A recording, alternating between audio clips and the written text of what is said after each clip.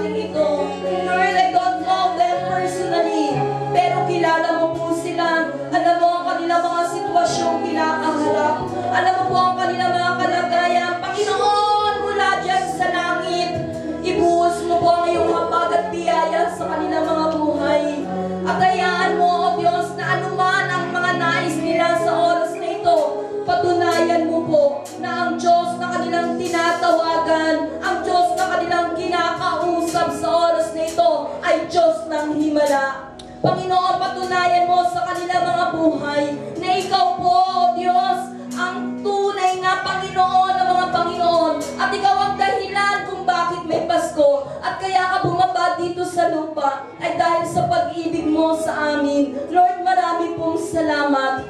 Patuloy, Lord, na itanim mo sa aming mga buhay na anuman ang aming mga sitwasyon, anuman ang aming mga kalagayan, kami po'y mahal na mahal mo at hindi mo kami iiwanan, ni pababayaan man, na ikaw yung Diyos na totoo sa iyong mga pangako. Lord, naniniwala po ako na sa oras na ito, yung mga nagugulumihanan ay binigyan mo ng kapayapaan. Yung mga nabibigatan, O Diyos, ay binigyan mo ng kagaangan.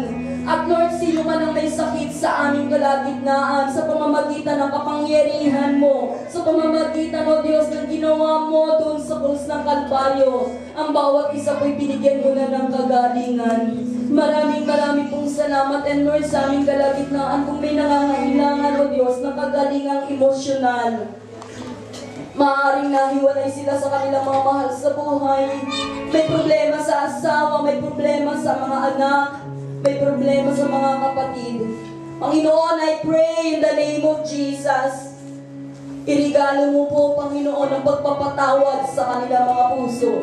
Sapagkat, O Diyos, ikaw ang unang nagpatawad sa amin. Ikaw, O Diyos, ang unang tumanggap sa lahat ng aming mga kamalian. Ikaw, O Diyos, Panginoon, kaya hayaan mo na sa mga anak mong ito, idaloy mo. Kung meron man sa kanilang nagalit o nakipagkagalit sila o sila, Panginoon, ay nagawa ng masama, O Diyos, ilagay mo sa kanilang mga puso ang espiritu ng pagpapatawad, ang diwa ng Pasko, O Diyos, ang pagpapatawad at ang pag-ibig na nagmumula sa iyo. Maraming salamat, Panginoon, at sino man mo sa amin ang may sirang pamilya, Lord, mahal na mahal mo po ang mga pamilya.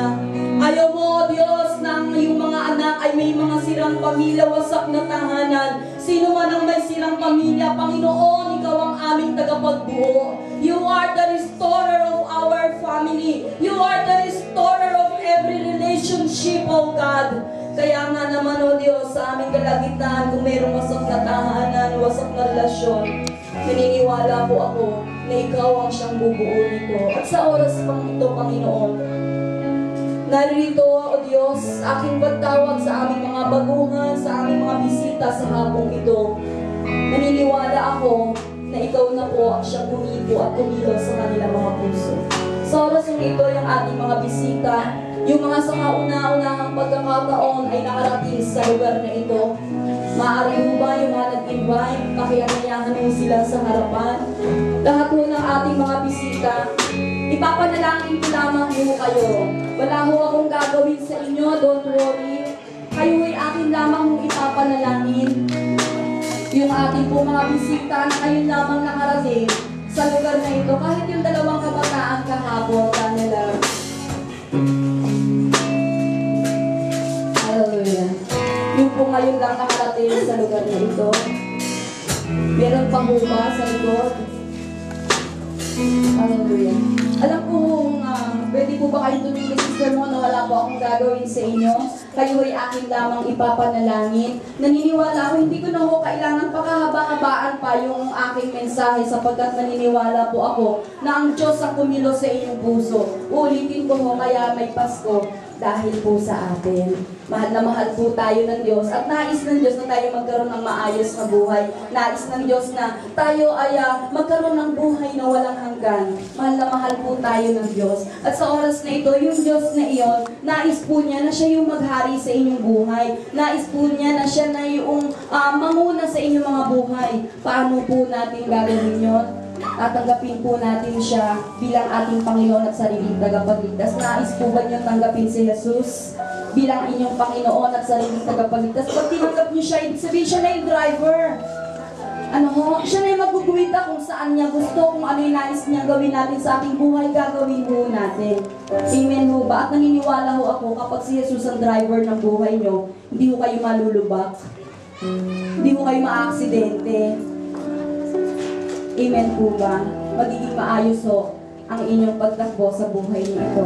At sa ating pagtanggap sa ating Panginoon, ang gagawin lang muna natin, itataas natin yung ating kanang kamay. Wala ho itong kapangyarihan, ngunit ito yung simbolo lamang na tayo sumusurrender. Di ba yung mga magnanakaw pagka hinuli? Ano sinasabi?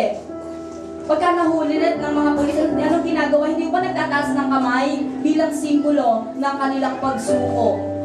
Ganun din ho ang ating gagawin. Tataasun natin ang ating kamay at sasabihin lamang ho natin, susunod ho kayo sa panalangin na aking babanggitin. So ibuhapon niyo ang inyong mga bibig at sundan niyo po ako sa maikling panalangin. Panginoong Jesus, marami pong salamat sa araw na ito. Marami pong salamat.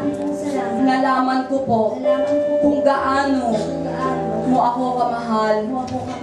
At sa oras na ito, narito po ako sa iyong harapan, humihingi ng tawad sa lahat-lahat ng aking kasalanang nagawa mula sa pagkabata hanggang bago sumapit ang sandaling ito. Patawarin mo po ako, linisin mo po ako sa lahat ng aking karumihan. Inaamin ko po na ako isang makasalanan.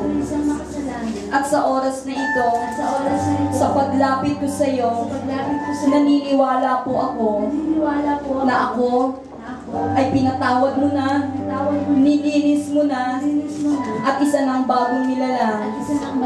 Marami pong salamat. Sa oras na ito, Panginoong Jesus, binubuksan ko ang aking puso, pinapapasok kita bilang aking Panginoon at sarili kong tagapagligtas. Ikaw na po ang maghari. Ikaw na po ang manguna sa aking buhay. Isulat mo po ang aking pangalan sa aklat ng buhay diyan sa langit. Marami pong salamat sa buhay na walang hanggan na aking nakamit sa oras na ito.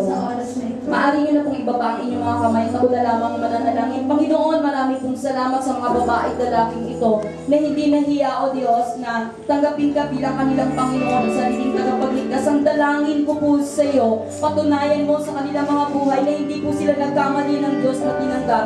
Na ang Diyos na kanilang tinanggap, O Panginoon, ay ang Diyos na tunay nga nag-aayos ng buhay, yung Diyos ng himala, at anuman ang kanilang mga pangangailangan. Lord, ikaw po ang mag-provide nito. And Lord, i-grant mo anuman ang desire ng kanilang mga puso according to thy perfect will, O God.